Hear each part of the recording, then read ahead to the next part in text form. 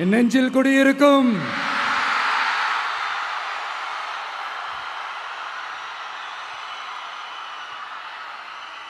தமிழக மக்கள் உங்கள் அனைவருக்கும் என்னுடைய வணக்கமும் என்னுடைய நன்றிகளும்.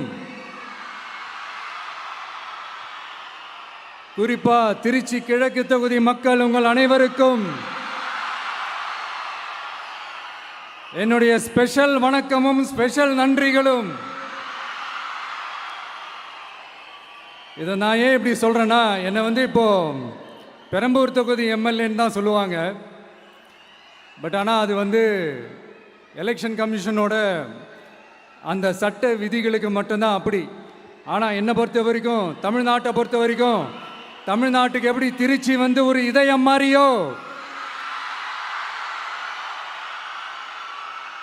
அந்த மாதிரி என்னோட இதயத்துக்கு திருச்சி கிழக்கு தொகுதி மக்களும் ரொம்ப ரொம்ப ரொம்ப க்ளோஸ் தான். அதில் எந்த மாற்றமும் கிடையாது. சரிங்களா?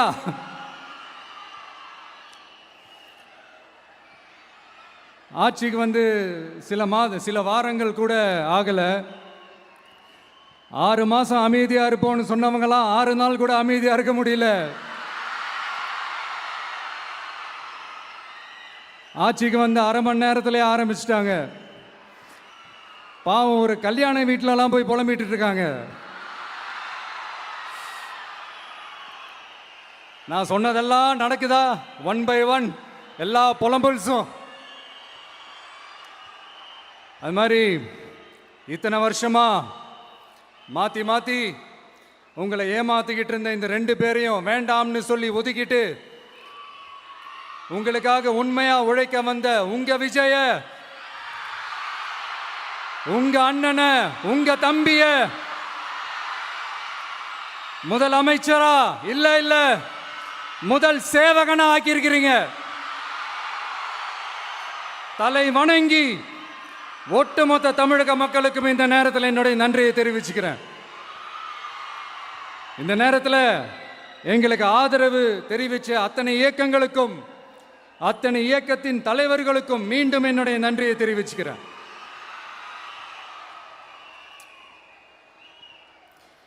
புரட்சி தலைவர் எம்ஜிஆர் அவர்களுடைய முதல் தேர்தலில் கூட இந்த அளவுக்கு ஒரு ஓட் பர்சன்டேஜ் வாங்கலை அப்படின்ட்டு நிறைய பேர் சொன்னாங்க.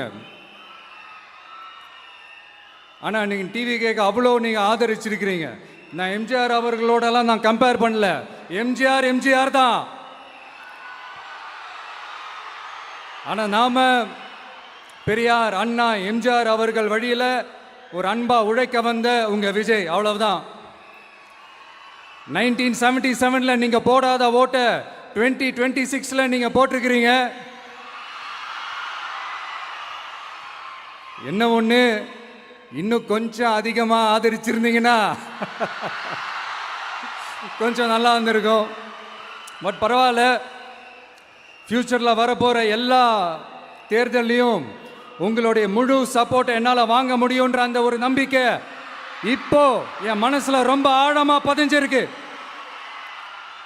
ஏன்னா நீங்கள் அமைச்சு கொடுத்துருக்கிற இந்த ஆட்சியில் எல்லா நன்மைகளையும் நீங்கள் கண்கூடா பார்க்க தான் போறீங்க அப்படின்ற அந்த கான்ஃபிடென்ஸும் இப்போ என் மனசில் ரொம்ப ஆழமாக பதிஞ்சிருக்கு. யார் எந்த நிலைமைக்கு எந்த பொசிஷனில் போனாலும் இந்த கிண்டலும் கேலியுமா பேசுறது இருக்க தானே செய்யும். நம்மளை பற்றி, நம்ம அரசியலை பற்றி, நம்ம பேச்சை பற்றி இந்த கிண்டலும் கேலியுமா பேசிட்டு தானே இருப்பாங்க. அவங்க எல்லாருக்குமே என் சைட்லேருந்து ஒரே ஒரு ரிக்வெஸ்ட், தயவு செஞ்சு நிப்பாட்டிடாதீங்க. தயவு செஞ்சு கண்டினியூ பண்ணுங்க. நீங்க தான் என்னோட எனர்ஜி ஃபோர்ஸ். நீங்க பேசிக்கிட்டே இருங்க. நான் மக்களுக்கு தேவையான நல்லதை செஞ்சுக்கிட்டே இருப்பேன். அடுத்து இப்போ நம்ம புதுசா அந்த சூட்லாம் போட்டு வரோம்ல, அதை பத்தி கூட நிறைய பேர், ஏன் நாமெல்லாம் கோட் சூட்லாம் போடக்கூடாதா? அதிகாரம் செய்கிறவங்களும் ஆதிக்க சக்திகளும் மட்டும்தான் கோட் சூட்லாம் போடணுமா என்ன? அப்பெல்லாம் எதுவுமே கிடையாது. நான் என்ன கலராக போட்டு வரேன்? 2 கலர். நம்ம எல்லாரும் மனசு மாதிரியே பிளாக் அண்ட் ஒயிட். எல்லாத்திலும் பிளாக் அண்ட் ஒயிட்டா இந்த விஜய் இருப்பான் அப்படின்னு காட்டுறதுக்கு தான் அந்த கலர். அடுத்து அந்த பிளாக் கூட யாரை குறிக்கும் எதை குறிக்கும்ன்றது நான் சொல்லி தான் தெரியணும்னு அவசியம் இல்லை, அது உங்களுக்கே நல்லா தெரியும். எல்லாத்துக்கும் இப்படி விளக்கம் சொல்லிக்கிட்டு நசன் பேசுகிற டைப்பும் நம்ம கிடையாது. உங்களுக்கே தெரியும், அதிகபட்சமாக எல்லா மீட்டிங்கிலும் 20 நிமிஷம்குள்ளே தான் நான் பேசியிருக்கிறேன். அதனால் இப்போ மக்கள் என்கிட்ட என்ன சொல்கிறாங்க அப்படின்னா, இந்தாப்பா விஜய், நீ எங்களுக்காக உழைக்கிறதுக்காக வந்திருக்கிற, அந்த வேலையை மட்டும் பாரு, உன்னை பற்றி பேசுகிறவங்கள நாங்கள் பார்த்துக்கிறோம் அப்படின்னு சொல்லிட்டாங்க. சரி, ஆனது ஆச்சு. இப்போ என்ன, உனக்கு எதிரிகளே இல்லையா அப்படின்லாம் கேட்டால் அப்படிலாம் நான் சொல்ல மாட்டேன், அப்படிலாம் நான் நினைக்கவும் மாட்டேன், அப்படி நினைக்கவும் கூடாது. இப்பவும் சொல்கிறேன், அரசியல் ரீதியாக சொல்கிறேன், 2 பேருக்கு நடுவில் தான் போட்டியே. ஒன்று இன்னொன்று, எஸ், ஒன்று டிவிக்கு, இன்னொன்று டிஎம்கே. இதுக்கு நடுவில் வேற யாருக்கும் எந்த வேலையும் கிடையாது.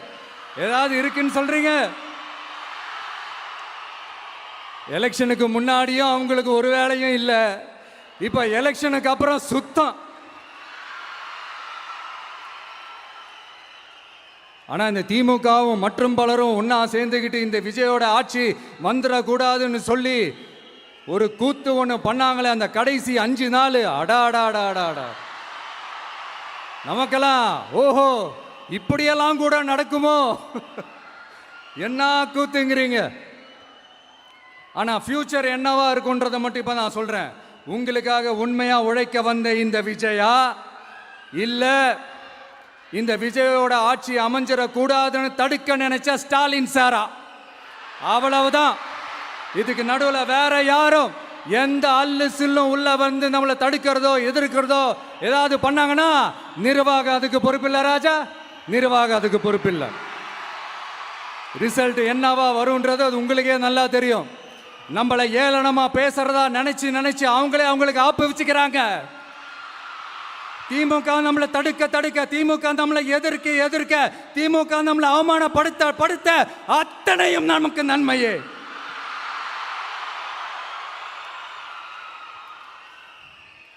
ஒன்று கவனிச்சிங்களா மக்களே, நம்ம ஆட்சிக்கு வந்ததுக்கு அப்புறம் ஒரு விஷயம் ஒன்று நடந்துகிட்டு இருக்கு.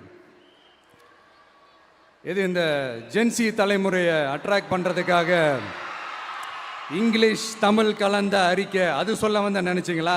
அந்த காமெடியெல்லாம் கிடையாது. அடுத்து இந்த ரியாலிட்டியை மறந்துட்டு இந்த ரீல்ஸ் போடுறது, அது சொல்ல வந்தீங்களா? அந்த காமெடியும் கிடையாது. இது சீரியஸாக ஒரு விஷயம் நடந்துக்கிட்டு இருக்கு. முன்னெல்லாம் சட்டசபையில் யார் பேசுனா நமக்கு என்ன, யார் அடிச்சுக்கிட்டா நமக்கு என்னன்னு இருந்த கூட்டம்லாம் இப்போ சட்டசபையில் என்ன நடக்குது, என்ன பேசிக்கிறாங்கன்றது ரொம்ப உன்னிப்பாக கவனிக்கிறாங்க. கவனிச்சிங்களா? திமுக ஸ்டைல்லையே சொல்லணும்னா ரீல்ஸ் போட்ட கூட்டம்லாம் இப்போ நியூஸ் பார்த்துக்கிட்டு இருக்கிறாங்க. அதில் நமக்கு சந்தோஷம்தான், பெருமை தான். நம்மளுடைய யங்ஸ்டர்ஸ், நம்ம பெண்கள் எல்லாம் அந்த அரசியல் என்னன்னு தெரிஞ்சுக்கணும், அந்த அரசியல் என்னன்னு புரிஞ்சுக்கணும்னு அப்படி ஒரு விழிப்புணர்வு ஏற்பட்டிருக்கு. அதில் எங்களுக்கு சந்தோஷம்தான். இதெல்லாம் யாரால நடந்திருக்குன்றது நான் சொல்லி தான் உங்களுக்கு தெரியணும்னு அவசியம் இல்லை, அது உங்களுக்கே நல்லா தெரியும். இப்படிப்பட்ட நம்ம தெய்வங்களை, இப்படிப்பட்ட நம்ம மக்களை தற்குறின்றது இன்னமும் சொல்லிக்கிட்டு இருக்கிறாங்க. நான் காஞ்சிபுரத்தில் சொன்னதை தான் இங்கே நான் திரும்பவும் ரிப்பீட் பண்ணுறேன். நீங்கள் தற்குறின்னு சொன்னீங்களே, அவங்க தான் உங்களோட அரசியல் வாழ்க்கையே ஒரு கேள்விக்குறி ஆக்கியிருக்கிறாங்க. கேள்விக்குறி ஆக்கிட்டாங்க, இன்னமும் ஆக்க போறாங்க. அன்னைக்கு நான் சொன்னப்போ சிரிச்சவங்களாம் இன்னைக்கு என்ன பண்ண போறாங்களோ. உண்மையை சொன்னாதான் அந்த கூட்டத்துக்கு கசக்குமே. உண்மையிலே நீங்க மக்கள் மனசை புரிஞ்சு வச்சிருந்தீங்கன்னா நீங்க இப்படி மக்களை தப்பாவே பேசியிருக்க மாட்டீங்க. அது என்ன, அப்புறம் அரசியல் புரிதல் இல்லாம மக்கள் நமக்கு ஓட்டு போட்டுட்டாங்களாம். இந்த கவர்ச்சியில மயங்கி மக்கள் நமக்கு ஓட்டு போட்டுட்டாங்களா? நான் என்ன, சரி விடுங்க.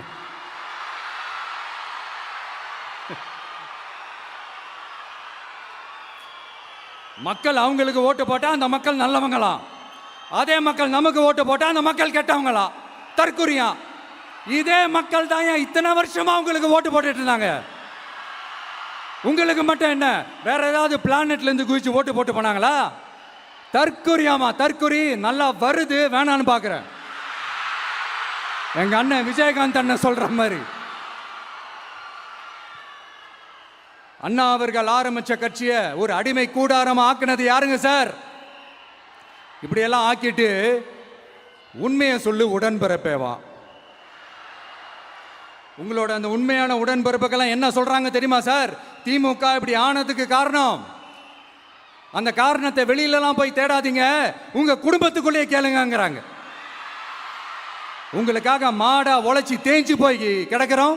திமுக இப்படி ஆனதுக்கு காரணம் உழைக்காம சொகுசா இருக்கிற உங்க குடும்பத்துக்குள்ளேயே போய் கேளுங்கிறாங்க. ஒவ்வொரு திமுக தொண்டனும் அதை சொல்றாங்க. அதை புரிஞ்சிக்காம நம்மளையும் நம்ம மக்களையும் தப்பா பேசிக்கிட்டு, நீங்க மக்களை தப்பா பேசுனீங்கன்னா இந்த விஜய் வந்து கேள்வி கேட்பான், சும்மா இருக்க மாட்டான். இந்த விஜயும் தமிழ்நாட்டு மக்களும் வேறு வேறு இல்லை. இந்த விஜய் தான் தமிழ்நாட்டு மக்களோட ஒரு உண்மையான ஒரே பிரதிநிதி. இது இன்னைக்கும் சரி, நாளைக்கும் சரி, நாளன்னைக்கும் சரி, இதுதான் நிஜம். மறுபடியும் சொல்றேன்,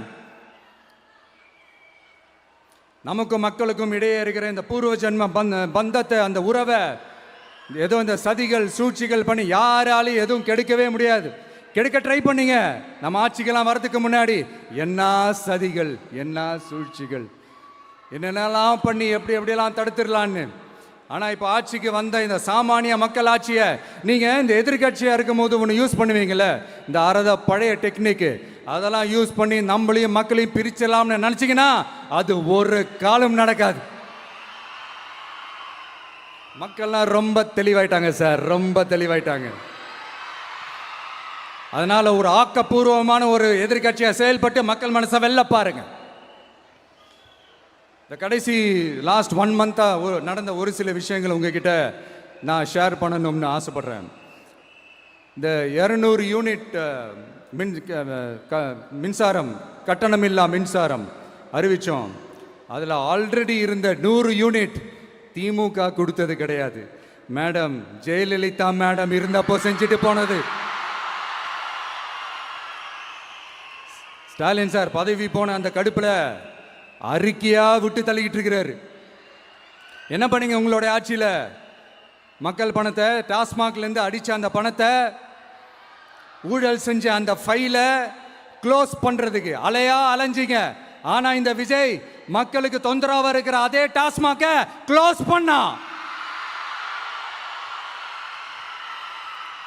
விவசாயிகளோட அந்த கடனை தள்ளுபடி மேக்சிமம் இந்த 1 மந்த்ல என்ன செய்ய முடியுமோ அதை செஞ்சான். நீங்க தான் அந்த நிதி சம்பந்தமா இருக்கிற எல்லா கேட்டையும் லாக் பண்ணி வச்சுட்டு போயிருக்கிறீங்க. அதை சரி செய்ய வேணாமா? அதை ஒழுங்குபடுத்த வேணாமா? அதனால மறுபடியும் சொல்றேன், இந்த விஜய் பொய் சொல்லி ஏமாத்துறதுக்காகலாம் அரசியலுக்கு வரல. உங்க கூடவே நிக்கிறதுக்காக மட்டும்தான் அரசியலுக்கு வந்திருக்கிறேன். அதுல எந்த மாற்று கருத்துமே கிடையாது. கவலையப்படாதீங்க விவசாய பெருமக்களே. அடுத்து இந்த சட்டம் ஒழுங்கு, அது சரியில்லை இது சரியில்லைன்னு சொல்லி திமுகவும் மற்றும் பலரும் மாறி மாறி கூவுறீங்க. நான் ஒன்று கேட்குறேன், இந்த மாடல் அரசுன்னு சொல்கிறீங்களே, அதில் என்ன செஞ்சு வச்சுட்டு போயிருக்கீங்க? ஒரு ஊர் விடாமல், ஒரு தெரு விடாமல் போதைப் பொருள் கலாச்சாரம் அப்படியே ஸ்ப்ரெட் ஆகி கொட்டி கிடக்குது. அது அப்போவே இனிஷியல் ஸ்டேஜ் அதை நீங்கள் கண்ட்ரோல் பண்ணியிருந்தீங்கன்னா இத்தனை பெண்களை இழக்க வேண்டிய ஒரு சூழ்நிலை ஏற்பட்டிருக்குமா? எல்லாத்தையும் பண்ணிட்டு பழியை தூக்கி ஏன் மேலே போடுறாங்க. நீங்கள் என்ன பழி நம்ம மேலே போட்டாலும் மக்கள் நிம்மதியாக வாழக்கூடிய அந்த செயலை கண்டிப்பாக இந்த விஜய் செஞ்சு தான் காட்டுவான். அதுக்காக தான் எஃபிஷியண்டான போலீஸ் ஆஃபீஸர்ஸ் நான் அப்பாயிண்ட் பண்ணியிருக்கிறேன். எஃபிஷியண்டான அந்த போலீஸ் ஆஃபீஸர்ஸ் டீம் நான் அப்பாயிண்ட் பண்ணியிருக்கிறேன். பெண்கள் பாதுகாப்பான அந்த சிங்கப்பெண் காவல் படை நெக்ஸ்ட் வீக் அதை இனாகரேட் பண்ண போகிறோம்.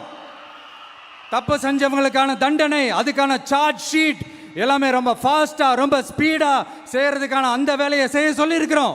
கோர்ட்டில் கூட தப்பு செஞ்சவங்களுக்கான அந்த கடுமையான தண்டனை வாங்கி கொடுக்கறதுக்கான அந்த வேலையையும் ரொம்ப சீக்கிரமாக செய்ய சொல்லியிருக்கிறோம். அதனால் நீங்கள் என்ன பழி நம்ம மேலே போட்டாலும் உண்மையாக உறுதியாக மக்களுக்கு தேவையான எல்லா விஷயங்களையும் இந்த விஜய் செஞ்சு தான் காட்டுவான். இப்படியெல்லாம் நம்ம சொல்கிறதுனால இவங்க என்ன சொல்லுவாங்க தெரியுமா? அவங்க தான் ஆட்சியிலே இல்லையே, அப்புறம் ஏங்க அவங்கள குறை சொல்றீங்க அப்படின்னு கேட்பாங்க. வேரில் வெந்நியை ஊற்றிட்டு போனவங்கள வெளிச்சம் போட்டு காட்டாமல் பின்ன வேற என்ன சொல்லுவாங்க? இதெல்லாம் மக்கள்கிட்ட நம்ம தெளிவாக எடுத்து சொல்லணும் இல்லையா? அதுக்காக தான் இதெல்லாம் சொல்லிகிட்டு இருக்கிறேன். நம்ம மக்களுக்காக இவ்வளோ வேலை பார்க்குறோம், ஆனால் இவங்க அதையெல்லாம் விட்டுட்டு குதிரை பேரம் பண்ணுறாரு, அது பண்ணுறாரு, இது பண்ணுறாருன்னு சொல்லிட்டு தப்பாக கதையெல்லாம் அடித்து விட்டுக்கிட்டு இந்த தீய சக்தியும் தீந்து போன சக்தியும் அதாங்க திமுகவும் மற்றும் பலரும் ஒன்னா சேர்ந்துக்கிட்டு திருட்டுத்தனமா யாருக்கும் தெரியாம ஒரு ஓரமா மூலையில உட்கார்ந்துட்டு பேரம் பேசி கூட்டு சேர்ந்து ஆட்சி அமைச்சு கொள்ளையடிக்க திட்டம் போட்டாங்க. அது ஏன் தெரியுமா? உங்களோட இந்த டிவிக்கு ஆட்சி அமைஞ்சா அவங்க பொழப்பே போயிடும். அந்த கொள்ளையடிக்கிறது, லஞ்சம், ஊழல் எல்லாமே கத்தம் கத்தம். அதான் இந்த காரணம். அடுத்து ஸ்டாலின் சார், திமுக வந்து இப்போ தீய சக்தி மட்டும் இல்ல, மக்களை விட்டு ரொம்ப தூரமா போன தூர சக்தி, ஓர சக்தி, கோர சக்தி, பார சக்தி. நீங்க எப்போ இந்த தீந்து போன சக்தியோட நீங்க கூட்டு சேர்ந்துக்கிட்டு ஆட்சி அமைக்கணும்னு நினைச்சீங்களோ அப்பவே இந்த திமுக தூர்ந்து போன சக்தியாகவும் ஆயிடுச்சு. நீங்களாம் நம்மளை பத்தி அவதூறு பேசலாமா சார்? இது நியாயமா? மக்களை இவ்வளோ பெரிய மக்கள் சக்தி நம்மளோடு இருக்கும் போது நமக்கு எதுக்கு வேற அரசியல்? எலெக்ஷன்ல 50-60 வருஷமா இருந்த சாதிய உடைச்சிருக்கிறோம், மதத்தை உடைச்சிருக்கிறோம், காசு கொடுத்து ஓட்டு வாங்கறத உடைச்சிருக்கிறோம். நாம எது செஞ்சாலும் கான்ஸ்டிடியூஷன்ல தான் செய்வோம். நாம சிங்கிள் மெஜாரிட்டி வாங்கி இருந்தாலும் நம்மளை நம்பி முறையா கூட்டணியில கட்சியில ஆதரிக்க வர்றவங்களை அரவணைச்சு தான் இருப்போம். நான் இப்பவும் மீண்டும் டிக்ளேர் பண்றேன், டிவிகே ஆட்சி எந்த பாகுபாடும் இல்லாம எல்லாருக்குமான ஒரு ஆட்சியா தான் இருக்கும். அதுல எந்த மாற்றமும் கிடையாது. ஸ்டாலின் சார் மாதிரி ஊசலாட்டம் இருக்கவே இருக்காது. மதச்சார்பற்ற கொள்கையில சமரசமே இல்லை. மாநில உரிமைகள்ல விட்டு கொடுக்கவே மாட்டோம். நதி நீர் உரிமைகளை விட்டு கொடுக்கவே மாட்டோம். சமூக நீதி, சம நீதிய, சமத்துவ நீதிய ஒரு நாளும் விட்டு கொடுக்கவே மாட்டோம். அதனால திருச்சி கிழக்கு தொகுதி மக்களே, தமிழ்நாட்டில் இருக்கிற 234 தொகுதியும் நம்ம தொகுதி தான். அதுல எந்த கட்சி ஜெயிச்சிருந்தாலும் அது நம்ம தொகுதி தான். பெரம்பூரா இருக்கட்டும், திருச்சி கிழக்கா இருக்கட்டும், எனக்கு 2 கண்கள் மாதிரி. அதுலயும் திருச்சி கிழக்கு என் செல்ல புள்ள மாதிரி. அதனால வரப்போற இடைத்தேர்தல்ல உங்க வீட்டில் இருக்கிற ஒருத்தரை உங்கள ஒருத்தரை தான் வேட்பாளராக நிக்க வைக்க போறோம். நீங்க எப்படி இந்த விஜய்க்கு ஆதரவு கொடுத்து ஓட்டு போட்டு ஜெயிக்க வச்சீங்களோ அதே மாதிரி வரப்போற இடைத்தேர்தல்ல உங்களுடைய அந்த வேட்பாளரையும் ஜெயிக்க வைப்பீங்கன்ற அந்த ஒரு நம்பிக்கை நான் முழுமையாக தான் நம்புறேன். உங்களுக்காக உழைக்க வந்திருக்கிறேன். உங்களுக்காக எல்லா விஷயத்தையும் நான் பார்த்து செய்வேன். ஊழல் இல்லாத, லஞ்சம் இல்லாத ஒரு ஆட்சியை நான் கொடுப்பேன். I understand. ஒரே நாள் அது நடக்காததான், மேஜிக் இல்லை. பட் ஒரு நாள் அதை நான் நடக்க வைப்பேன். எனக்கு இப்ப வேற எந்த வேலையும் இல்லை உங்களுக்காக உழைக்கிறத தவிர. என் கடன் இனி என் மக்களுக்கு பணி செய்து கிடைப்பதே. மீண்டும் என்னை ஜெயிக்க வச்ச தமிழக மக்களுக்கும் திருச்சி கிழக்கு தொகுதி மக்களுக்கும் மீண்டும் என்னுடைய நன்றியை தெரிவிச்சுக்கிட்டு கான்பிடண்டா இருங்க, நல்லதே நடக்கும், வெற்றி நிச்சயம். மீண்டும் சந்திக்கும் வரை நன்றி, வணக்கம்.